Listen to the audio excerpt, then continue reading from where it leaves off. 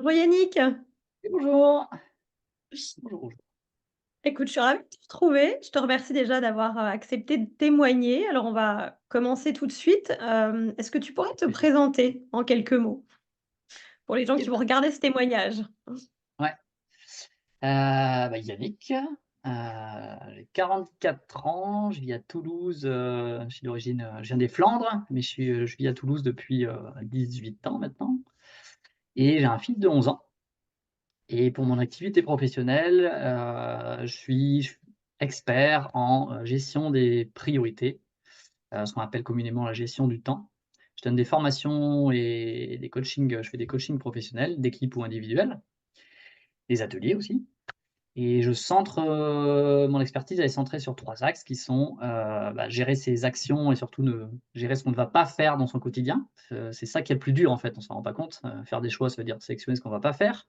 La deuxième chose, c'est gérer son environnement, et dans l'environnement, il y a les relations, savoir dire non, déléguer, comment se créer un cocon pour être focus et dans ce cocon pour être focus, il y a aussi les aspects de flot d'informations avec tous les outils numériques.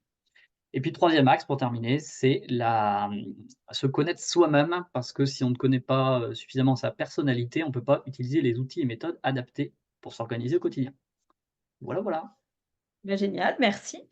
Alors 1re question que j'avais envie de te poser, c'est qu'est-ce qui t'avait, incentivé à me contacter?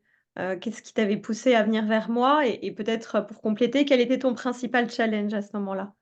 Ouais, le lien, c'était, avec Niki Doual, que tu connais, tu travailles avec elle, et Niki, en Coucou si fait, elle le j'avais eu regarde.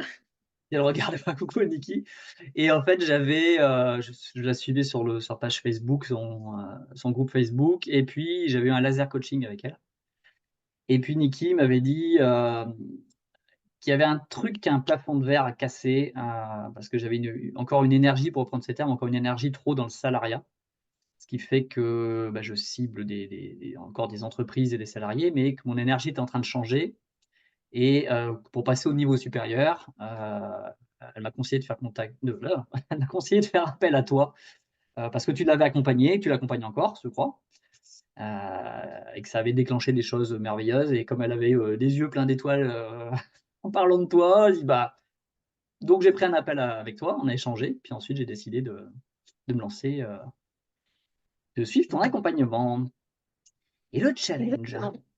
Ouais. Et qu'est-ce que tu t'étais fixé comme objectif? Qu'est-ce que tu avais envie d'atteindre à l'issue de l'accompagnement, Alors donc ce challenge, j'ai déjà un petit peu dit, c'est le côté d'essayer de je crois que j'avais dû dire, qu'il y avait une espèce de plafond de verre que je voulais, casser, qu'il y avait quelque chose qui me bloquait, quelque chose qui me freinait. Et je suis arrivé, si je me souviens bien, je crois que je suis arrivé en disant que j'allais pas assez vite. Il y avait une notion de vitesse, qui est de la frustration parce que les choses n'allaient pas assez vite pour moi.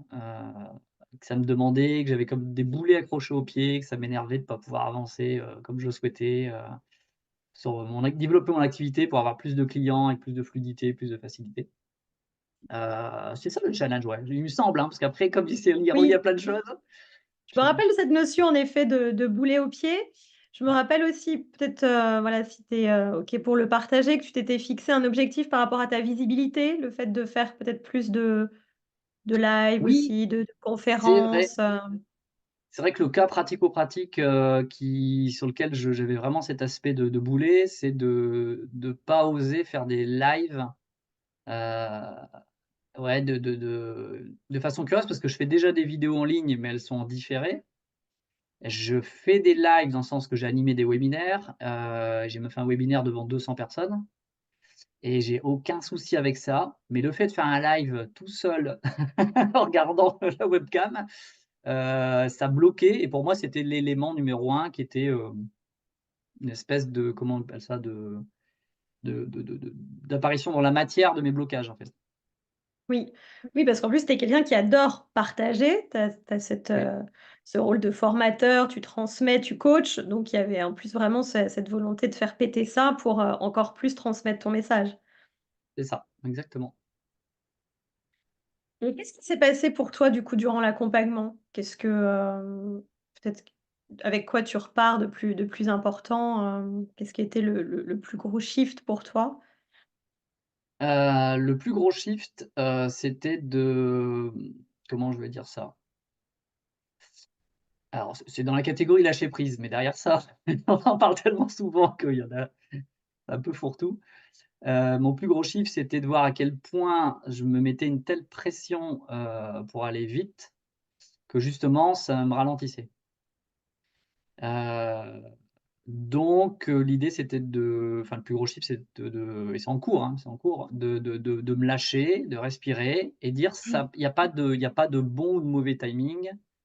Heu, voilà, laisse-toi respirer Yannick. Heu, c'est toujours facile de se comparer à d'autres pour dire que ça va être plus vite ou moins vite. Hem et que finalement, je suis plus rentré maintenant dans un côté plus de confiance, de me dire: «Bah, ça prend le temps». Alors j'ai envie de dire, ça prend le temps que ça devra prendre, mais sans pour autant être passif, tu vois? C'est pas une attente. J'ai surtout shifté que, c'est en lien avec cet aspect de loi d'attraction, mais pareil qui est un petit peu caricaturé, que plus je suis concentré sur un truc que je veux, plus je vais être concentré en fait sur le manque associé le fait que je l'ai pas encore. Et ça, je me suis dit: «OK», ça m'a beaucoup aidé pour dire: «OK, il y a une frustration, ça va pas assez vite à ton goût, mais si tu te focalises dessus, pardon, bah, ce que tu obtiendras, c'est que ça ira encore moins vite». Voilà, c'est ça qui a été le plus gros soulagement. Et comment ça s'est passé, peut-être pour les personnes qui regardent, qui ont jamais fait d'hypnose, puisque c'est un outil que j'utilise notamment dans les séances de Rapid Transformational Therapy. Comment ça s'est passé pour toi? Est-ce qu'il y avait une appréhension au départ? Appréhension, est-ce que j'avais une appréhension? Je crois pas. Mmh, non, pas d'appréhension particulière. J'avais déjà fait des séances d'hypnose dans le passé, pas du tout de l'hypnose ericksonienne classique, si je peux dire. Non, j'avais pas d'appréhension. Et qu'est-ce que ça t'a apporté de pouvoir justement retourner dans ton subconscient? Ça a très bien marché avec toi, hein, voilà, d'aller, à des scènes qui ont permis de comprendre aussi comment certains mécanismes, s'étaient créés, voir finalement ce qui était à l'origine de certains schémas ou de ces boulets aux pieds dont tu parlais tout à l'heure. Hem, voilà, qu'est-ce que ça t'a apporté, Hem, le mot qui me vient, c'est, plus de tolérance, mais c'est pas un mot que j'affectionne beaucoup. D'être plus doux parce que, toujours avec ce rapport au temps qui passe, de se dire: «Mais avec les éléments qui sont ressortis, ce que j'ai vécu dans mon passé, heu, je me devais à moi-même d'être plus doux et plus, comme un» c'est une phrase qu'on emploie souvent, un père avec moi-même, quoi. Voilà, en disant: «Beh, c'est pas en tirant sur la plante qu'elle va pousser plus vite, quoi. C'est pas ça sert à rien». mmh, Hem, ouais, donc ça rejoint ça. Ça rejoint ça. Après, ce que j'aimais beaucoup, c'était l'aspect de pouvoir avec toi, alterner ces séances d'hypnose, avec les échanges pour, faire le tri dans tout ce qui ressortait, tout ce que je pouvais te raconter.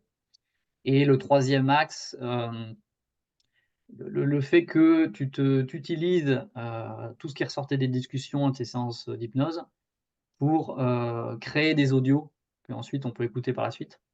Et là, les audios que j'ai, enfin, ils vont me servir encore un bon bout de temps. Heu et ce que j'apprécie beaucoup, c'est que, les mots, c'est un mix dans les audios, donc c'est des audios d'hypnose sur mesure, en fait, et c'est un mix de mots qui sont mes mots à moi, et il y a des émotions qui viennent en entendant ses propres mots, donc tu as cette capacité de reprendre, des mots clés. Et parfois, je me suis pas rendu compte que j'avais dit ce mot-là, et au moment où l'entends la première fois dans le MP3, je dis: «Mais qui c'est?» Puis tu dis: «Ah bah oui, mais c'est moi qui l'ai dit en fait ce mot-là». Et d'autres fois, c'est des mots que toi tu as choisis et qui étaient bien choisis dans le sens que j'aurais pu très bien moi-même utiliser ces mots-là. Je me souvenais que je les avais pas dit, mais quand j'entendais que tu avais utilisé tel ou tel mot, je dis: «Ah oui, bah oui, ce mot-là, il me parle, j'aurais très bien pu l'utiliser aussi». Donc ça donne de la et force. Mais c'est chouette ton partage, merci de partager ça parce que, pourquoi c'est important pour moi de prendre tes mots? C'est que justement, en fait, tu l'as très justement dit, c'est que ça crée de l'émotionnel et le Ouais. subconscient, on sait qu'on l'impacte et donc on va le reprogrammer, quand, bah, voilà, quand ça Mmh. suscite de l'émotion. Si c'est juste, des phrases, des affirmations, mais qui résonnent absolument pas en toi, tu peux te les répéter 15 fois, ça va, avoir clairement moins d'impact.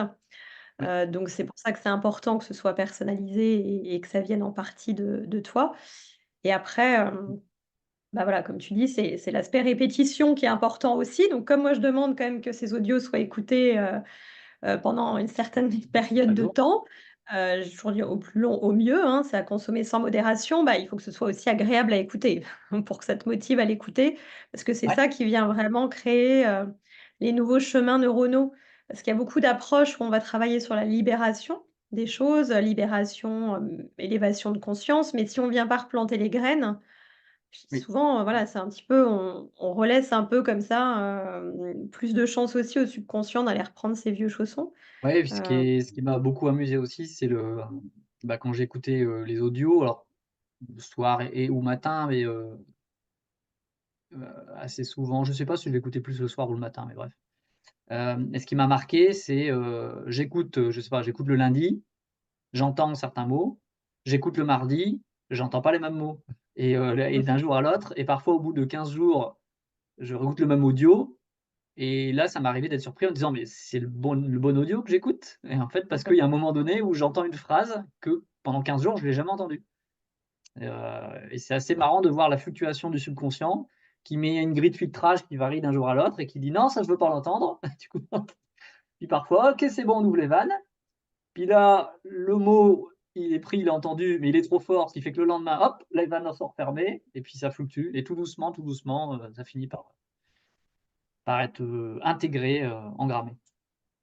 ouais et ce que j'avais envie de souligner aussi, parce que pas quelqu'un qui se met beaucoup en avant, et donc je voulais revenir sur notre dernière séance où j'avais trouvé ça, intéressant où en fait, il y avait ce décalage entre tout ce que tu mettais en place. Tu vois, tu me dis: «Bah, j'ai peut-être encore pas l'impression que ça avance aussi vite que j'aimerais, mais j'ai quand même fait cette conférence et puis, en fait, j'ai fait ceci, j'ai fait Oui. cela». Hem Et donc en fait, tout se mettait en place et tu es quelqu'un qui passe quand même facilement à l'action, qui fait les choses.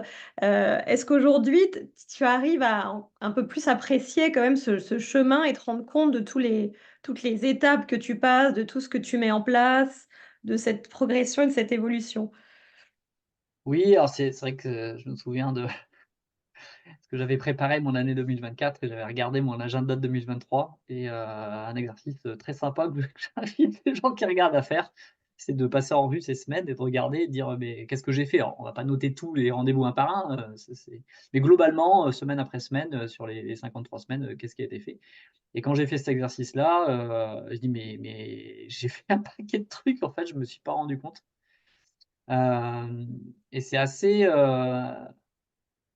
amusant parce qu'un des déclics que j'ai eu aussi très fort, c'est que, dans le passé, l'essentiel de ma vie, j'étais extrêmement exigeant, perfectionniste et extrêmement exigeant et ces dernières années, j'avais, énormément diminué mon niveau de perfectionnisme, dans mon quotidien, dans ce que je peux faire au quotidien.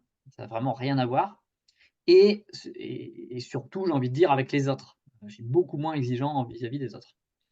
Et du coup, avant de faire l'accompagnement avec toi, je me suis dit: «Bah, c'est bon, le problème est réglé, quoi. C'est bon, c'est du passé». Et je me suis pris une petite claque en disant: «Mais en fait, le niveau d'exigence que j'ai encore vis-à-vis de moi-même, certes, il est peut-être, 10 fois moins fort qu'avant, mais ce qui reste est encore beaucoup trop fort par rapport à, entre guillemets, la normalité», pas au sens de la norme commune, mais, par rapport à ce qui serait bon pour moi à vivre, c'est encore beaucoup trop fort. Donc, ça bloque encore un aspect d'élan et de plaisir et de voilà, de pouvoir créer des résonances d'abondance, de choses, fluides hein, dans le quotidien.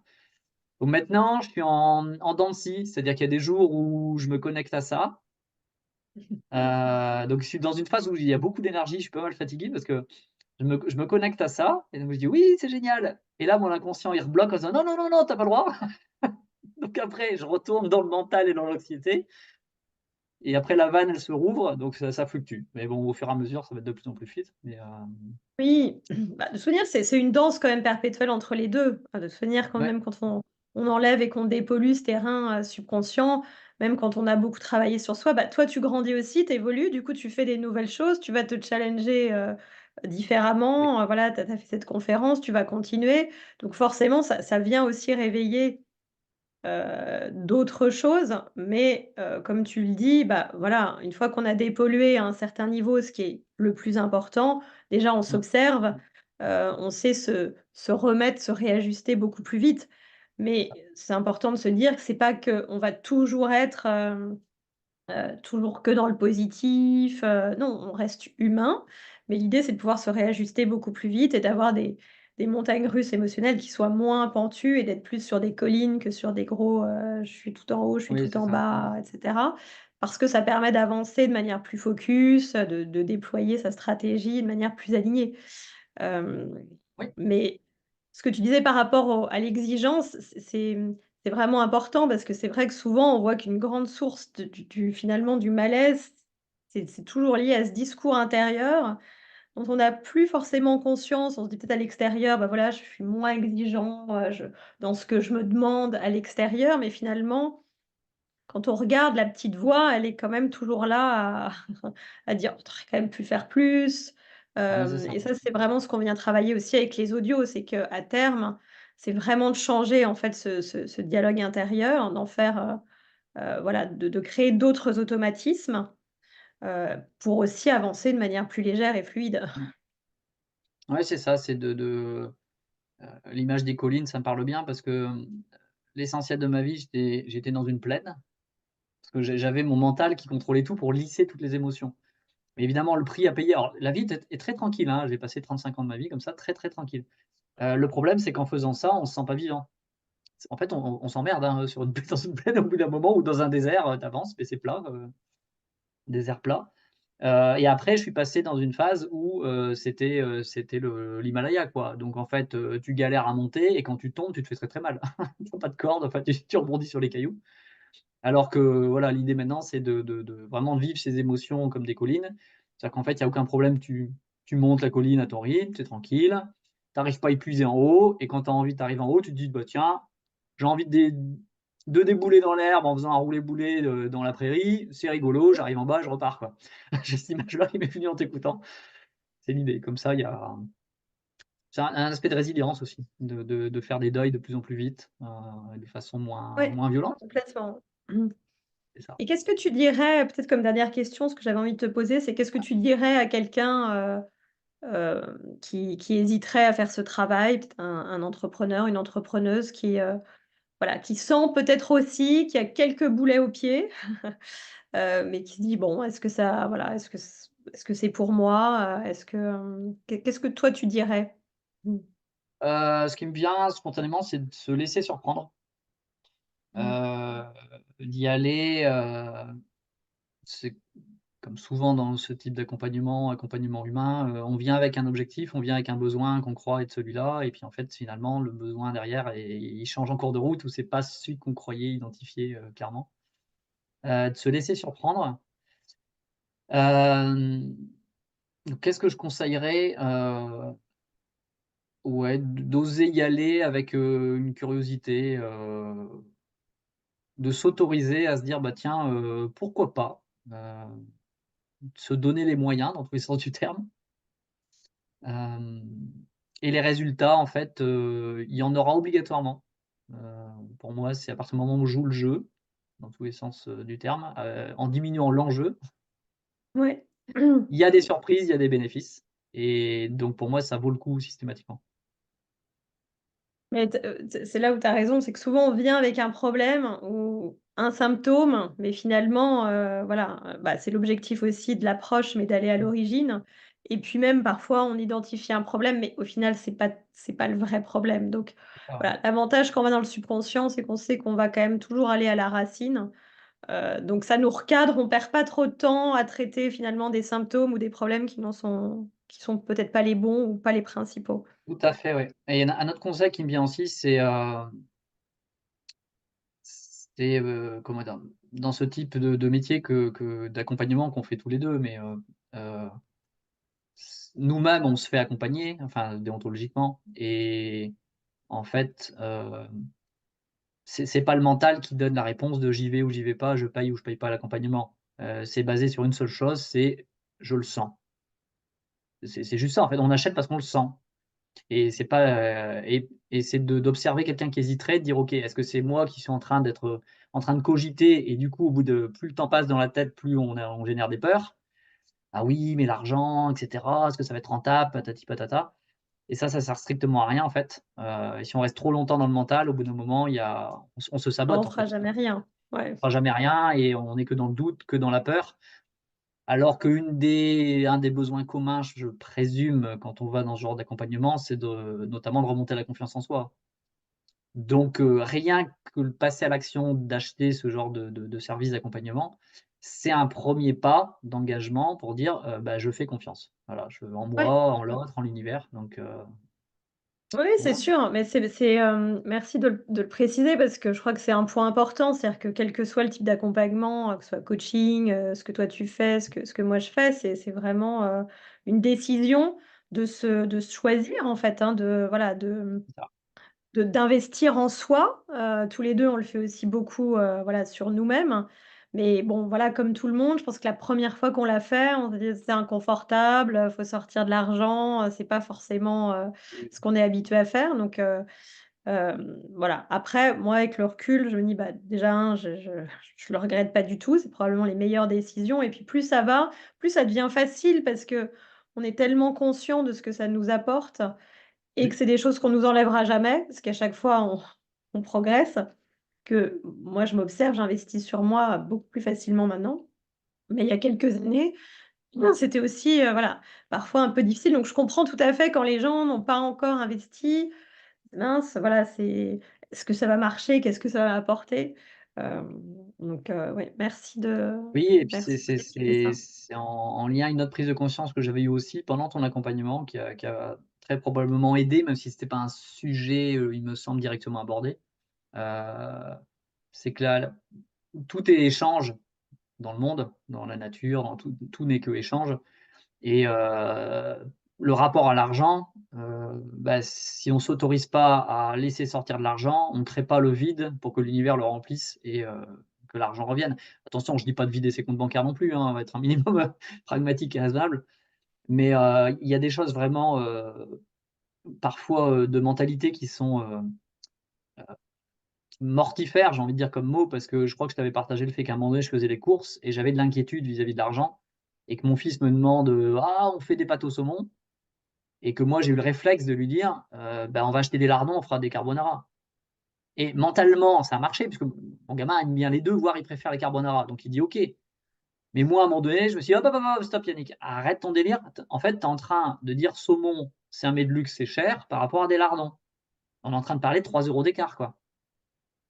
Mais en fait, ça a l'air c'est un détail, ça a l'air d'être un détail, mais d'un point de vue énergie, le fait de s'en rendre compte, dire: «Non, stop, on arrête le caca de cerveau». Et j'ai dit à mon fils, il dit: «Attends, attends, attends, stop, non, on va acheter du saumon et même de la truite saumonée bio, eau vive française, le truc le plus cher». Donc à un moment donné, de relier, ces prises de conscience à de l'action et dire: «Non, non, non, j'arrête, mes petits délires internes là, c'est contre-productif et c'est ouais, c'est s'enfermer, se tirer, en arrière, systématiquement quoi», donc Ouais, exactement. Bah, du coup, on va bien te laisser le mot de la fin. Avec quoi tu voudrais, conclure cet échange?